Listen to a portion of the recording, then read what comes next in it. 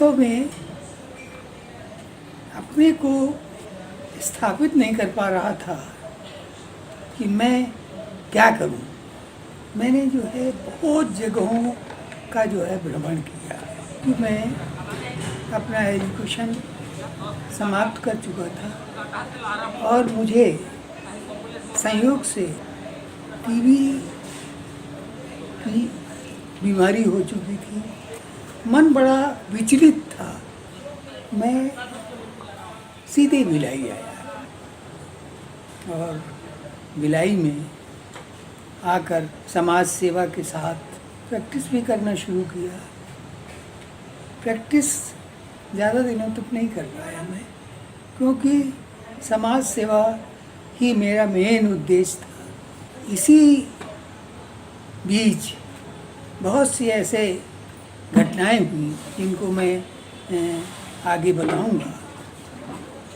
उनसे प्रभावित होकर के मैंने एक मार्ग निश्चित कर लिया कि मुझे उन तमाम लोगों के लिए काम करना है जिनको वास्तव में सहायता की आवश्यकता। उसमें दो ही क्षेत्र थे, एक जो है शिक्षा का क्षेत्र था और दूसरा जो है वो उस समय महामारी के रूप में फैला हुआ कुष्ठ रोग था। मेरे शिक्षक थे सोहनलाल द्विवेदी जी, जो राष्ट्रीय कवि भी थे। मुझे मैट्रिक में हिंदी पढ़ाते थे। उनकी 4 पंक्तियां मैं आपको इस संदर्भ में बताऊंगा।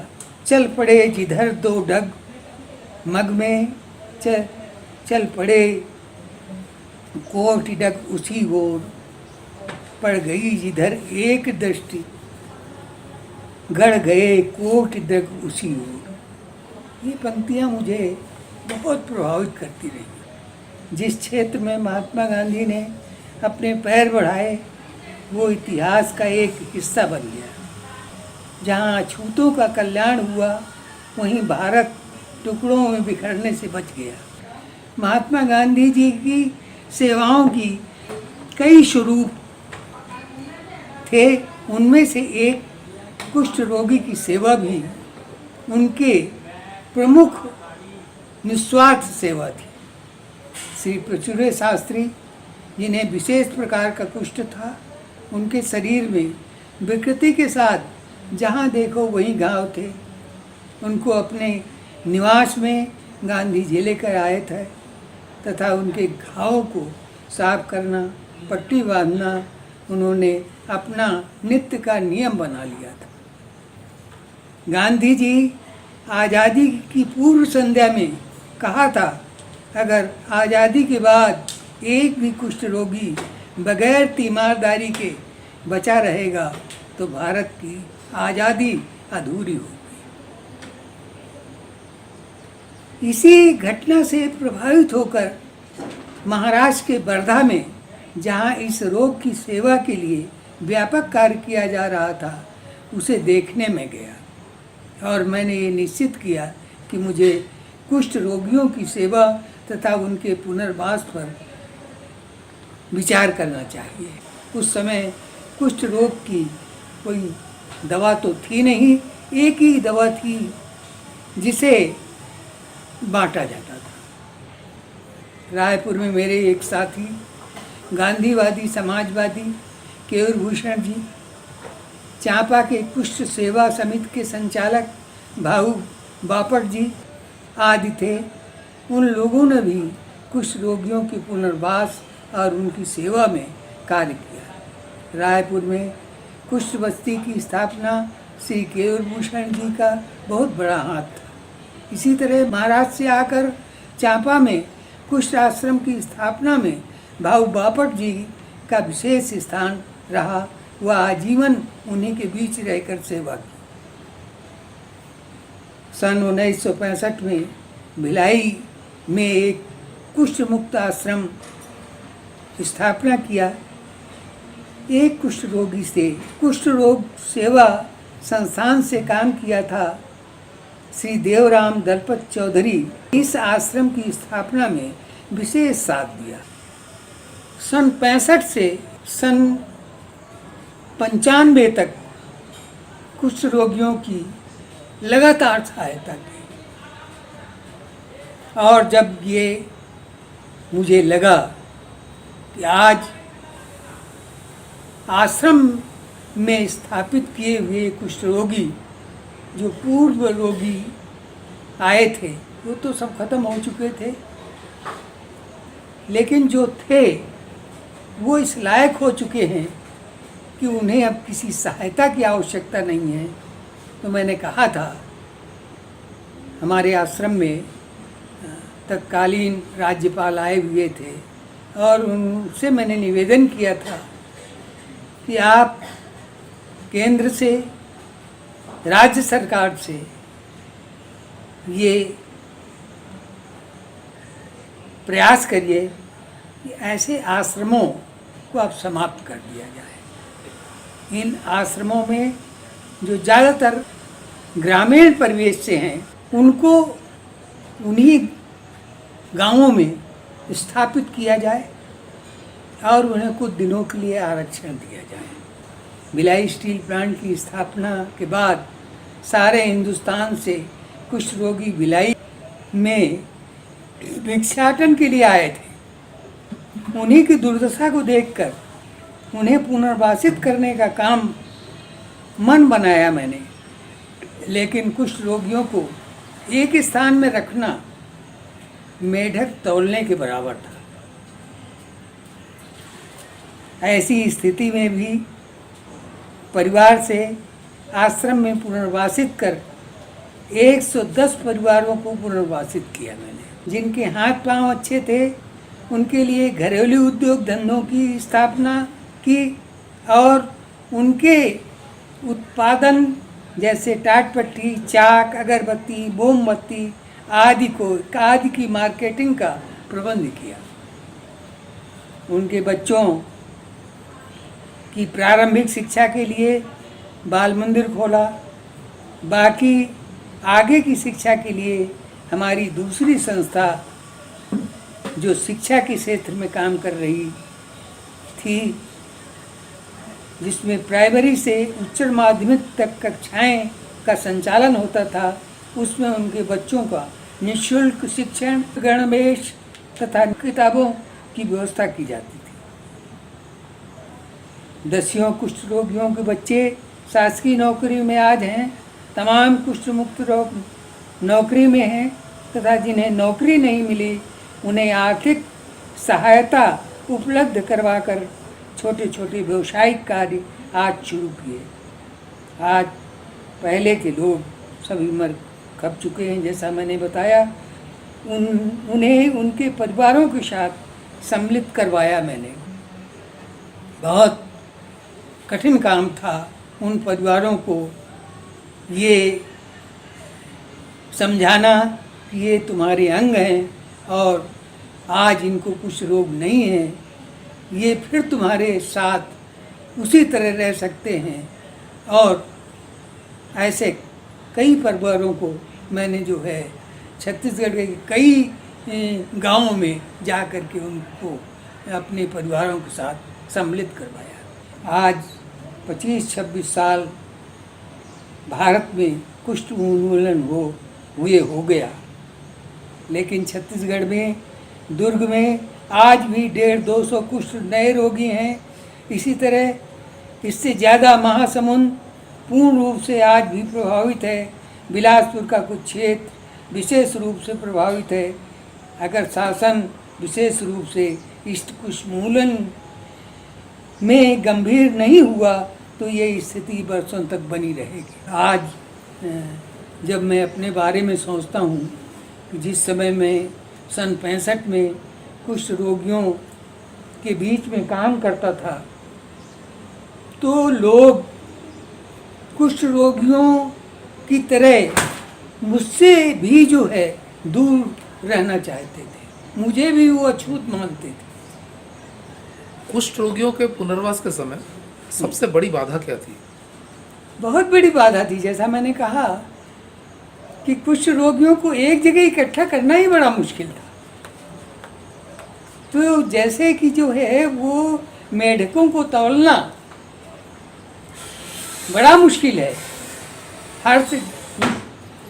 हर्षवर्धन जी कलेक्टर थे दुर्ग में, और उन्होंने राजनांदगांव में कुष्ठ रोगियों को के लिए एक आश्रम की स्थापना की थी।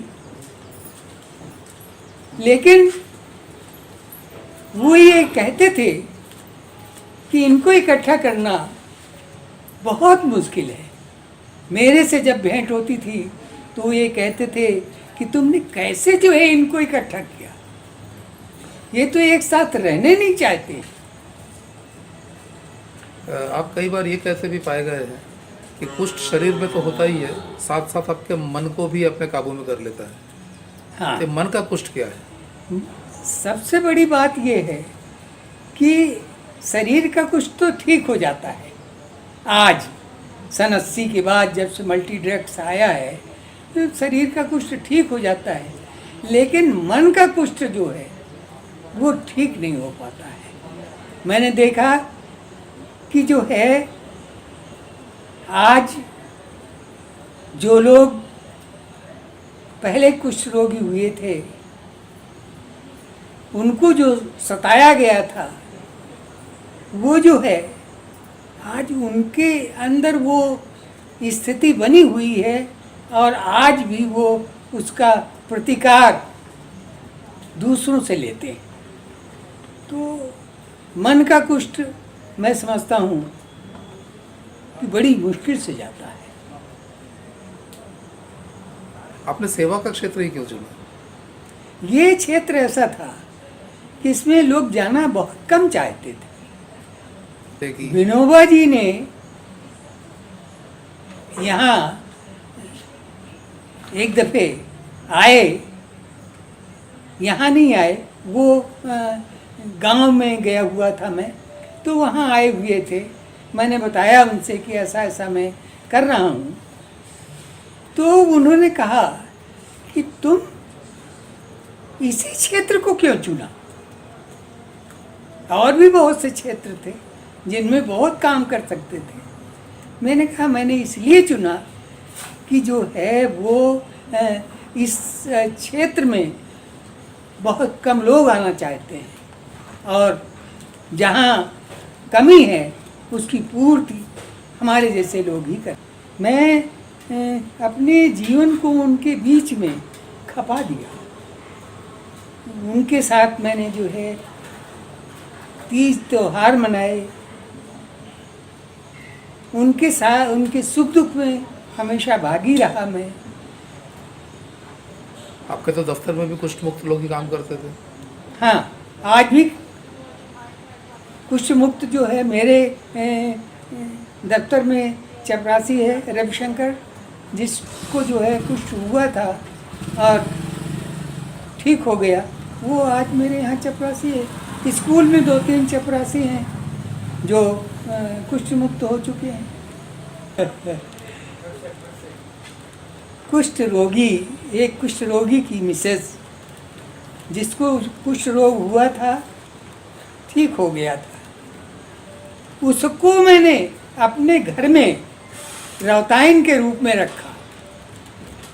घर के लोग ने चूँकि मुझे बड़ा सम्मान देते हैं इसलिए कुछ भी नहीं कहा मुझसे, और वो लगातार 2 साल तक काम किया मेरे यहाँ। कांग्रेस में मैं तब आया जब जो है मैंने देखा कि भिलाई में कांग्रेस कुछ गिने चुने 4 लोगों की कांग्रेस थी। मैंने कांग्रेस में 900 सक्रिय सदस्य बनाए। भिलाई को जो है शहर जिला की स्थापना करवाई मैंने। आपने आश्रम का नाम क्या रखा था? स्वामी विवेकानंद कुष्ठ मुक्त आश्रम। और स्कूल का? स्कूल का जनता हायर सेकेंडरी स्कूल। अभी कौन से क्लास तक है वो? 12वीं तक है। कैंप 2 में एक झोपड़े से एक क्लास, पहली की क्लास शुरू की सन 65 में, और वो बढ़ते बढ़ते आज हायर सेकेंडरी है, 50-55 कमरे हैं। आपने पत्रकारिता भी की एक लंबे समय तक? बहुत समय तक, हितवाद से शुरू करके, और हितवाद नागपुर से शुरू करके बहुत दिनों तक जो है पत्रकारिता की। अपना एक छोटा सा अखबार भी निकाला। छत्तीसगढ़ माटी का शुरू करने का उद्देश्य ये था कि वो खबरें जो बड़े बड़े अखबारों से छूट जाती हैं, उन खबरों को जो है ख़ास तौर से ग्रामीण क्षेत्रों की खबरें, उसको जो है सम्मिलित करने का जो है एक उद्देश्य रहा, और इसी उद्देश्य को लेकर के उसकी स्थापना की थी मैंने। मुझे संतोष है कि जो है जैसे भी हुआ आज भी वो चल रहा है। तो ये हमारा सौभाग्य है कि आज आप हमारे साथ हैं। गांधी जयंती, शास्त्री जयंती कल है, पर आज वरिष्ठ नागरिक दिवस है, the day of elderly people. ये अंतर्राष्ट्रीय स्तर पर मनाया जाता है। तो इस समय आपका आशीर्वाद हमें मिला, ये हमारा बहुत बड़ा सौभाग्य है। धन्यवाद।